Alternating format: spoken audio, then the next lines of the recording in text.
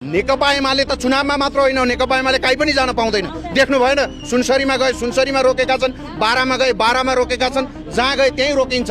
संसद नेपाली जनताले गएर चाहिँ तपाईँको पूर्वदेखि पश्चिमसम्मका नेपाली युवाहरूले गएर आगो झोस्दिएको संसद फेरि पुनर्स्थापना हुन्छ भन्ने कुरा तपाईँ कसरी भन्न सक्नुहुन्छ? त्यो त्यही संसद भवन होइन जहाँ नेपाली जनताले गएर हाम्रो मुक्ति भएन। यो संसदले हामीले न्याय प्राप्त गरेनौँ, हामीले उन्मुक्ति प्राप्त गरेनौँ, हामीले समृद्धि प्राप्त गरेनौँ, यो देशमा बस्ने वातावरण भएन भनेर गरेर नेपाली जनताले आगो झोस्दिएको संसद भवनमा फेरि चाहिँ तपाईँका चाहिँ त्यो चिहानबाट ओखलेर फेरि संसद पुनर्स्थापना गर्ने कुरा हामीलाई स्वीकार्य छैन। तर यो सरकार असंवैधानिक छ, संसद पुनर्स्थापना हुनुपर्छ भने त नेकपा एमाले चुनाव जान्न भनिरहेछ त। नेकपा एमाले त चुनावमा मात्र होइन, नेकपा एमाले कहीँ पनि जान पाउँदैन। देख्नु भएन, सुनसरीमा गए सुनसरीमा रोकेका छन्, बारामा गए बारामा रोकेका छन्, जहाँ गए त्यहीँ रोकिन्छ।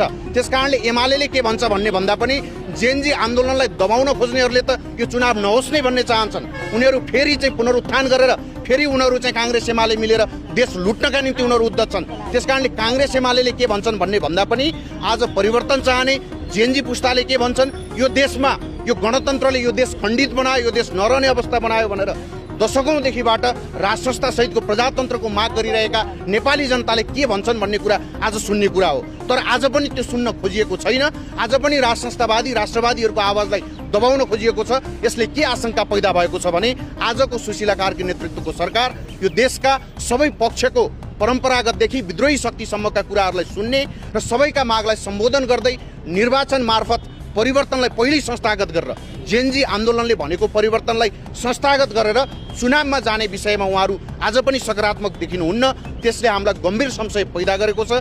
यदि निर्वाचन पनि नहुने र जेनजी आन्दोलनका माग पनि पुरा नहुने हो भने यहाँनिर सुशीला कार्कीहरूको भागा भागको अर्को संस्करण हुन्छ र त्यो दिनको पर्खाइमा रहनका निम्ति म यहाँलाई अनुरोध गर्न चाहन्छु।